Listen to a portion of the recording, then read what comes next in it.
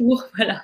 Allez, on va les prendre par la main, vos mégères, et je vais vous expliquer ce qui se passe avec ces deux autres personnages qui sont très importants dans mon travail.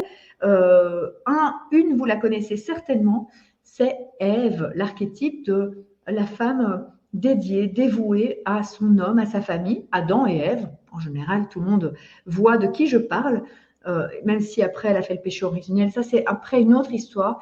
Mais dans l'histoire Ève, c'est l'archétype de la femme, comme je dis, les autres d'abord, la douceur, le romantisme, mais aussi la naïveté, la culpabilité et la dévotion, quitte à s'oublier.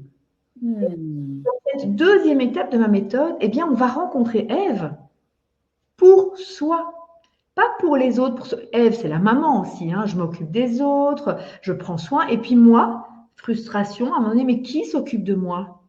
Qui me considère? Et là, ram, le dragon qui sort la mégère. Mais dans ma vision des choses, pour attirer à nous la perle rare, pour être des femmes irrésistibles, c'est important qu'on soit des bonnes Èves pour nous-mêmes.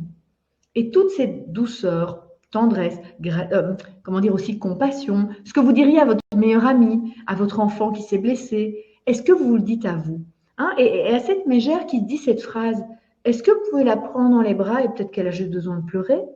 Qu'elle a juste besoin d'entendre ce que vous diriez à votre meilleure amie. Allez, on va boire une tasse de thé, ça va aller mieux. Allez, on se fait une petite balade dans le parc. Donc, il y a des méthodes, hein, j'enseigne ça évidemment pour aller re-rencontrer cette Ève, douceur, euh, pour faire la place à un archétype que peu d'entre nous connaissent. Et tu te souviens, on en avait parlé, Victoria, hein, ce n'était pas forcément pour toi non plus aussi évident que de rencontrer Lilith, Lilith, archétype hyper important et qui souvent nous manque et réveille justement notre frustration.